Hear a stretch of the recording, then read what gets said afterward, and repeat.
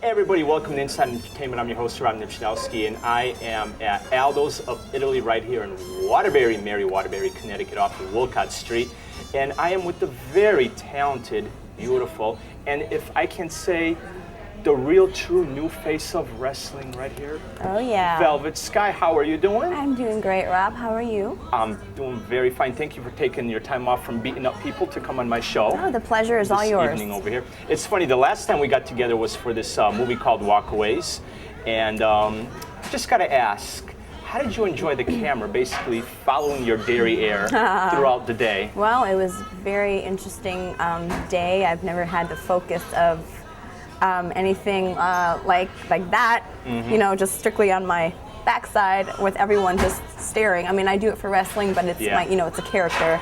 Well, that's a good question. What was the difference to do walkaways and wrestling? Is there a big time difference for you, or? No, because I'm used to having like all the, you know, the cameras and, you know, the acting, and I'm used to that. So I was very relaxed, and it's just like, it's like second nature to me. Now, what was this scene now? I think it was called Naked Motel T-shirts or something. Yeah, they had that me. you were involved with, and I missed that. How did I miss that? Naked Motel. Yep, it's, I guess it's a new brand of T-shirts that are coming out or have come out already. I'm not sure, but I had the guy let me actually take a few of them home. We did a photo shoot promoting them, and they're up on my MySpace, so you can see them there. Very cool shirts. I can't believe I missed these sort of things. Very strange. What's wrong with you? I don't know. I'm just a busy person. By the way, Walkaways, we're going to be going over to a clip of Walkaways, and it's tentatively going to be released sometime in May 1st, 2009. Now, wrestling. How long have you been in the business for, may I ask? I've been in the wrestling business for about 7 years now. I've been with TNA Wrestling for about a year. I got signed to a contract back in October of 2007. So we're on, TNA's on every Thursday nights at 9, Spike TV. You can see me, my partner Angelina Love, Cute Kip. We're the stable called The Beautiful People. The Beautiful People. Yep. Highest rated segment on the shows. It is very true. Whenever the beautiful people are on, the ratings just spike. Oh no, that's true too. It's true. It is true. That's a fact. Now, was it difficult for you to get into the business starting out? I mean, what made you think, I could be a wrestler? I want to beat some people up. Well, I want to beat some people up. Well, I did have practice when I was little, when my little brother, you know, I got to take my anger and frustrations out on him. In fact, I remember one day we were outside. He said something to me. God, he must have been younger than 6 years old. He said something to me to really tick me off, and I just hauled off and knocked him in the face, and he went down. His tooth was loose. He was bleeding, screaming bloody murder. And poor, you know, me, what I did, whenever I would beat up on my brother or sister, and I'd make them cry. I remember this specifically. I feel awful about it now. Whenever I would beat up on my sister or brother, and they would cry, I would hold them down and hold my hand over their mouth so that mom or dad couldn't hear them cry. And I'd be like, you shut up right now. If I get in trouble, this is it. I was so mean to them. But I mean, that's where the fighter and the anger part of me stems from. I've always been athletic since I think when I was 7 years old is when I started playing softball for Town Platte Sports Association. It's a local softball league, baseball league in Waterbury. And then middle school I did softball, cross country, softball and cheerleading.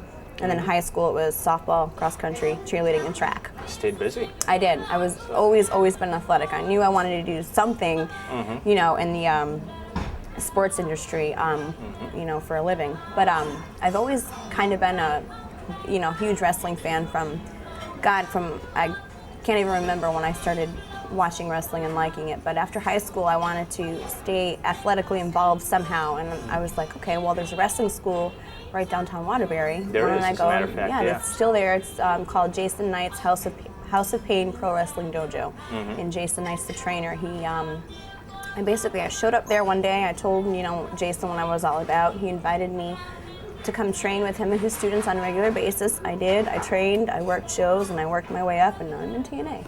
You're in TNA. It was a long, hard process. I'll tell you, it wasn't pretty trying to get where I was at. But you stayed to look pretty, though. I mean, I better. Well, I mean, what's a typical day like right before? Okay, you got a pay-per-view coming up. What do? You wake up in the morning. How do you prepare for like such a big event? Honestly, the honest to God truth, most people, you know, they wake up, They eat a good breakfast. They go work out. They stretch. I don't do anything. If you can believe that. I wake up. I sleep to the last possible second. And this is awful, but this is just how I do it. I sleep to the last possible second I could. I wake up. I have a huge meal. And I'll eat candy bars and cupcakes and stuff like that. Oh my God. How does this whole Beautiful People come about now? I mean, did someone from TNA sit down with you and say, hey, I got a great idea? Okay, well, this came about because Angelina Love, she's my tag team partner in TNA. She's one half of the Beautiful People. Yes. We got signed to a contract around the same time. It was October of last year, because TNA, before last year, they hadn't had a women's division, and they had been rolling the idea around for a while. But at that time, they only had a 1 hour broadcasting time slot on TV. Yeah. And they kind of wanted to wait till they could expand more and go to 2 hours. And they knew once they went to 2 hours, they wanted to have a women's division. So last year at the pay-per-view, it was Bound for Glory. It was Angelina Love, myself, and a few other girls that they were interested in bringing in for the women's division. It was kind of a tryout match for us. And after they saw us and they liked us, they got to know us, they signed us. Well, they had no idea what they wanted to do with any girls when they signed them, which is fine. I mean, character development at the time, you know. So before Angelina and I got signed to a contract last year, we didn't really know each other. We had met maybe 2-3 times here and there over the years at an indie show, but it was kind of like a, hey, how are you? Nice to see you again type of deal. No, we didn't have each other's phone number. We weren't friends, you know, whatever. As soon as we both got signed, it was kind of like long lost sisters coming together. Wow. Like we just instantly clicked, right? Clicked, yeah. So we would do everything together. We would walk around backstage together. But so a lot of people backstage took notice of how much time we were spending together, and they would ask, hey, are you guys a team here? Are you a team here? Are you a team here? And we were kind of like, no, we're not. But, you know, we had been rolling around the idea of, hey, let's come up with something where you and I do something together as a team, because there's no girl stables in TNA. You know, nothing's been established for anybody, and it would be the first ever, you know, TNA female stable. So we rolled it around. We pitched it to a few of the important people backstage, and at first they were kind of like, oh, I don't think it'll work, you know. One of them even said, and I quote, it's career suicide, you know. But we were just like, you know what, we're not going to give up. We're going to keep on about this. We even had a name picked out for ourselves, and after a while of them, they kind of gave us, they tested us out. I should say. They had us doing backstage promos together. They had us as the good girls at first. And we were doing backstage promos together. They wanted to see how we clicked together, and instantly, like as soon as they saw how well we worked together and how we clicked, they were like, oh, that's a great idea, let's put them together. So it was kind of Angelina and I's idea. And we had to fight for it, but I mean, once they saw how good we were together and how we clicked and how much chemistry we had on camera, they were like, okay, you know, this is money here.